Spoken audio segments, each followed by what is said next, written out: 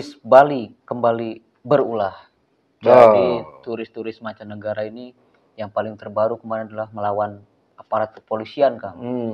Karena mereka tidak terima ketika ingin ditertibkan oleh aparat, karena mereka ini nggak pakai helm, nggak pakai baju, kemudian bawa motornya juga ugal-ugalan.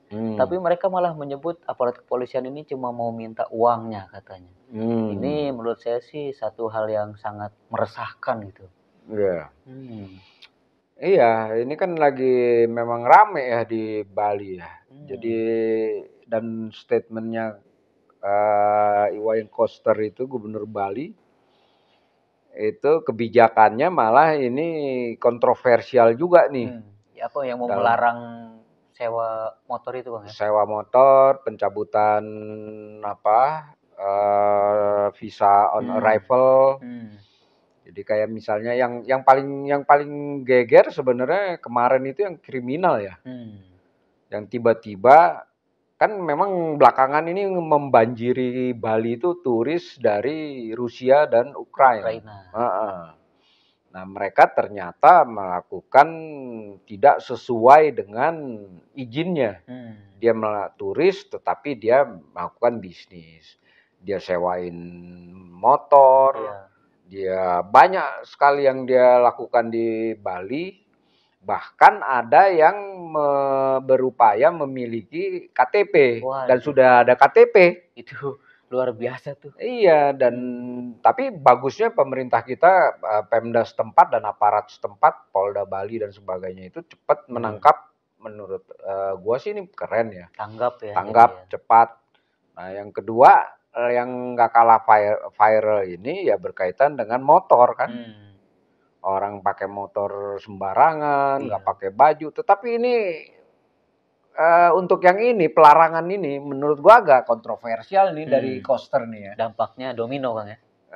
Bukan hanya persoalan dampak, tetapi kan persoalan standar internasional juga ya.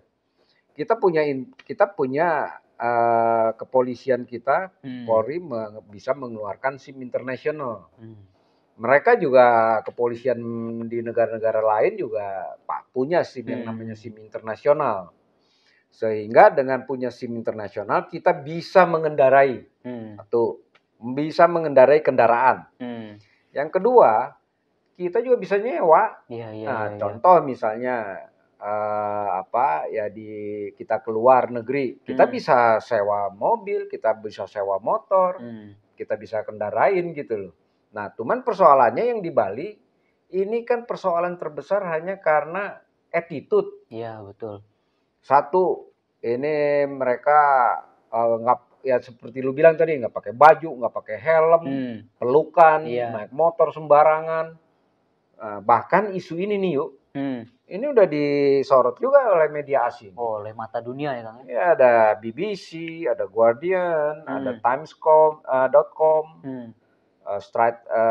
Straits Times misalnya. Jadi tetapi intinya mereka memang belum sampai negatif ya mempersoalkan ini. Mereka baru memberitakan mengenai wacana dan peristiwa yang terjadi di Bali. Jadi misalnya kayak Times.com itu mengisahkan, dia mengungkap ketika tahun 2020. Bule naik motor, habis gitu motornya diceburin ke laut. Waduh. Kan kurang ajar. Kasihan yang punya rental tuh, Kang. Dia nyariin mana nih motor saya gitu. Ya, yang kedua kemarin lagi turis dari Rusia kalau nggak salah tuh cewek yang nggak pakai helm, ditilang, malah marah-marah. Iya, makanya. Dan malah melecehkan polisi kita. Menurut gua, ini cewek ini, turis ini nih, sekalian dikenain pidana itu, pelecehan terhadap menghambat tugas polisi. Iya, karena kan hukum itu berlaku untuk seluruh kan, Kang, bukan hanya untuk Indonesia, tapi ya seluruh warga yang lagi ada di sana semua harus diwajibkan mentaati peraturan itu. Termasuk ketika kita keluar negeri pun pasti kita akan mengikuti hukum di sana kan, Kang. Termasuk intinya dalam berlalu lintas. Hukum itu memang, jadi setiap negara punya hukum. Siapa yang masuk ke negara ini harus ikutin hukum itu. Betul. Satu. Yang kedua, kita juga selalu dilindungi oleh hukum.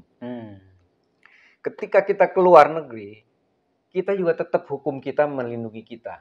Jadi kalau ada apa-apa di luar, ya kita akan dibantu secara apa namanya hukum, upaya hukum. Tapi ini yang terbaru kan ada, jadi yang punya rental ini lagi ketar-ketir nih Kang. Karena kan bule-bule ini jadi ada apa namanya arah dilarang untuk sewa rental nih Kang. Ya, itu kan persoalannya ya menurut gua, makanya itu kan ada persoalan dua ya. Satu persoalan bisnis, yang kedua ini persoalan ketidaktertiban. Nah, sebenarnya ada lagi persoalan lain, itu adalah yang berlaku secara internasional. Apakah kita mengeluarkan SIM internasional? Nah, kalau misalnya kita mengeluarkan SIM internasional, maka orang luar pun kan punya SIM internasional. Datang ke sini, dia punya SIM internasional, dia mengendarai kendaraan. Yang paling penting, jangan melanggar.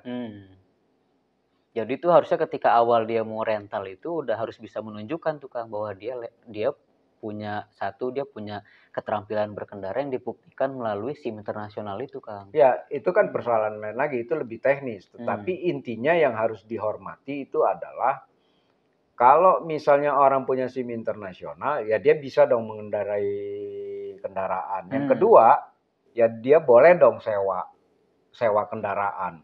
Boleh dong.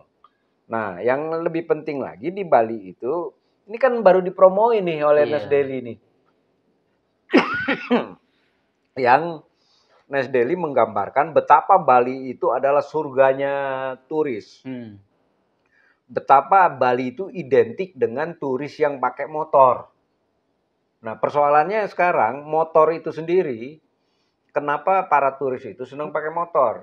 Karena pemerintah Pemda Bali belum bisa menyediakan infrastruktur yang berkaitan dengan transportasi. Sehingga para turis lebih familiar dan lebih nyaman, lebih efektif pakai motor. Itu intinya, dan lebih murah juga dan sebagainya. Dan ini ciri khas gitu. Ya, kenapa kita biarkan aja mereka mau pakai motor, tetapi ya hukumnya dong tegas. Gitu loh. Semuanya harus ditaatin. Tapi emang sore-sore di Bali itu menikmati senja emang enaknya pakai motor gitu kan Kang, sambil boncengan sama pasangan segala macam. Ya memang kayak gitu. Jadi menurut gue sih, kalau gue sih yang agak kontroversial dari Iwayan Koster ini, dari Gubernur Bali, ya soal pelarangan sewa motor.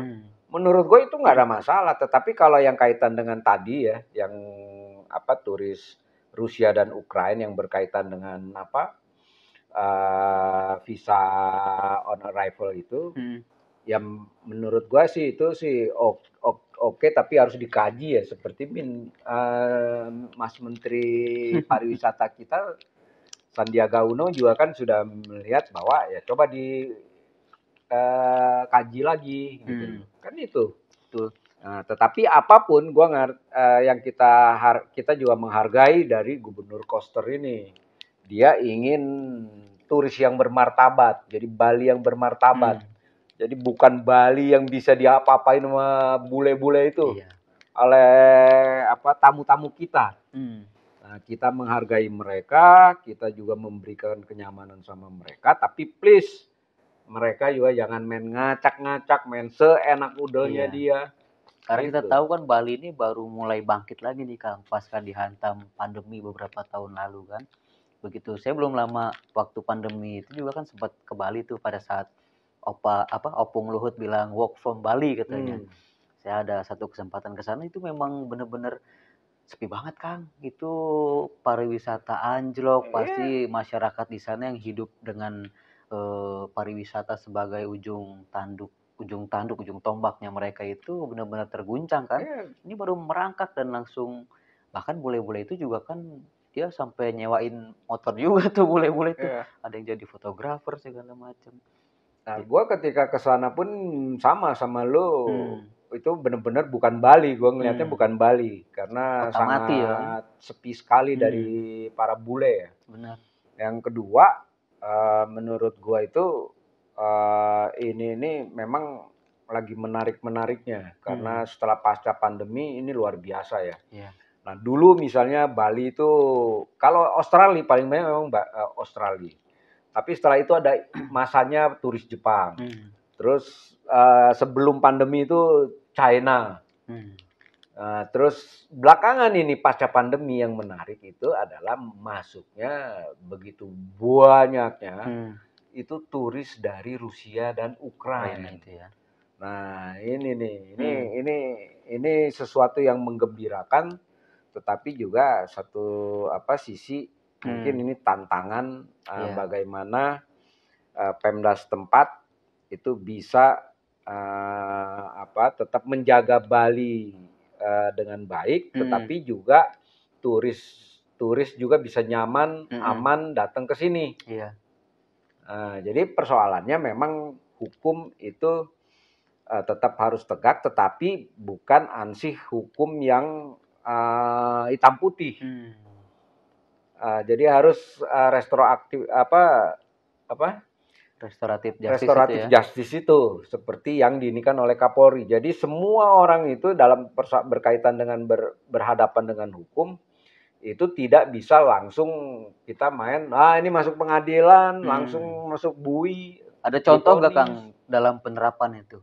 Mungkin ketika Kang Dadi pengalaman pada saat di luar negeri gitu misalnya. Ada pernah misalnya ketika gua ke Nice ya dulu ke Prancis sana itu daerah Nice itu kan daerah wisata.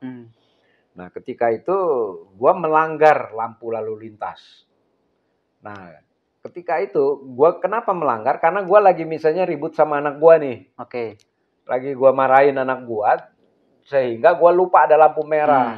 Tapi karena kendaraan ketika itu memang lagi tersendat tuh pelan-pelan.